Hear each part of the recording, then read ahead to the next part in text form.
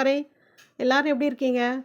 நம்ம இன்றைக்கி ராணி அடுப்பாங்கரையில் என்ன பார்க்க போகிறோன்னா, வேர்க்கடலை சட்னி தான் பார்க்க போகிறோம். வாங்க எப்படி வேர்க்கடலை சட்னி பண்ணுறதுன்னு வீடியோக்குள்ளே போய் பார்த்துட்டு வருவோம்.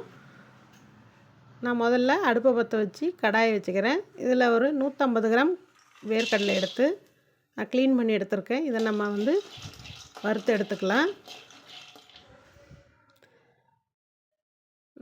வறுத்து எடுத்தாச்சு.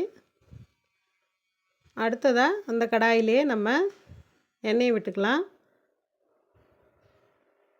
இதில் ஒரு 10லேருந்து ஒரு 12 சின்ன வெங்காயத்தை எடுத்து பொரிச்சிக்கலாம்.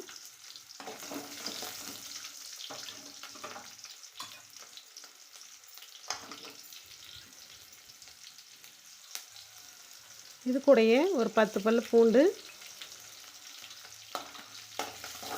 அதையும் சேர்த்து வதக்கிக்கலாம்.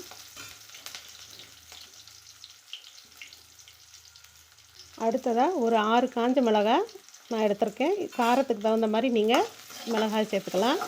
அதையும் சேர்த்து நல்லா பொன்னிறமாக வதக்கி விட்டுருவோம். இதோடைய ஒரு சின்ன நெல்லிக்காய் சைஸு நம்ம புளி எடுத்துக்கிறோம். ஒரு துண்டு இஞ்சி, ஒரு கொத்து கருவேப்பிலை, இதையும் சேர்த்து நம்ம நல்லா வதக்கிக்கணும்.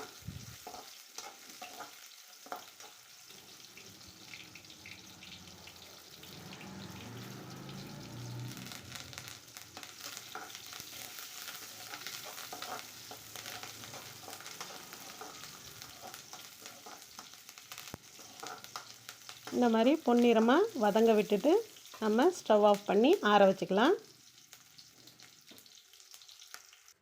ஒரு மிக்ஸி ஜார் எடுத்து நம்ம அதில் ஒரு 1/4 மூடி அளவுக்கு தேங்காய் எடுத்துக்கிறேன்.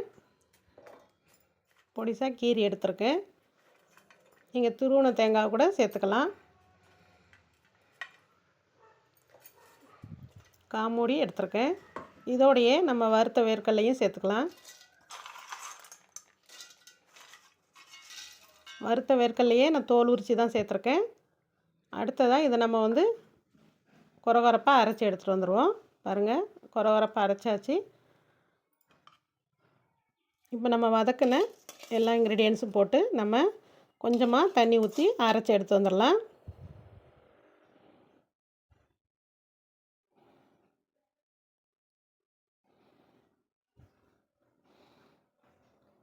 தண்ணி பார்த்து அரைச்சிக்கோங்க. ரொம்ப தண்ணியாகவும் இல்லாமல் ரொம்ப திக்காகவும் இல்லாமல் பார்த்து அரைச்சி எடுத்துக்கோங்க.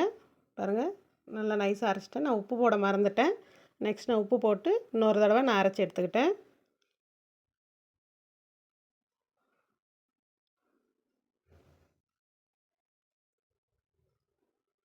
இந்த மாதிரி நல்லா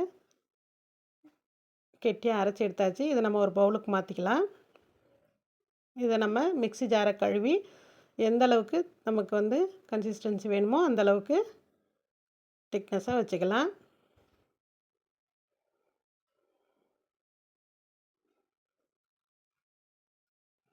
நான் ஜாரை கழுவி ஊற்றிட்டேன். அடுத்ததாக இதுக்கு ஒரு தாளிப்பு கொடுத்துருவோம்.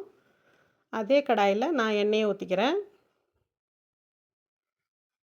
எண்ணெயை ஊற்றி காஞ்ச மிளகாய், கடுகு, கடலைப்பருப்பு, உளுந்தப்பருப்பு, கருவேப்பிலை இது எல்லாத்தையும் போட்டு நான் பொரித்து தாளிச்சிக்க போகிறேன்.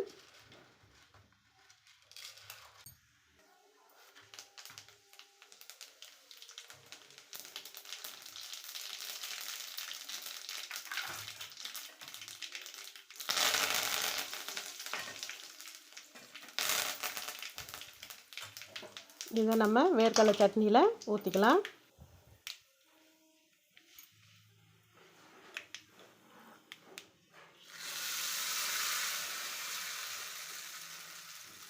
பாருங்கள், இவ்வளோ அருமையாக வேர்க்கடலை சட்னிக்கு நம்ம தாளித்து விட்டாச்சு. அருமையான வேர்க்கடலை சட்னி ரெடி ஆயிடுச்சு. இந்த சட்னியோட நம்ம தோசையோ சுட சுட இட்லியோடையோ நம்ம பரிமாறினோம்னா அவ்வளவு அருமையாக டேஸ்ட்டாக இருக்குங்க. இந்த ரெசிபி உங்களுக்கும் பிடிச்சிருந்துச்சுன்னா ட்ரை பண்ணி பார்த்துட்டு எப்படி வந்துச்சுன்னு எனக்கு கமெண்ட் பண்ணுங்கள், லைக் பண்ணுங்கள், ஷேர் பண்ணுங்கள். மறக்காமல் ராணி அடுப்பாங்கரைக்கு சப்ஸ்கிரைப் பண்ணுங்கள். தேங்க்ஸ் ஃபார் வாட்சிங்.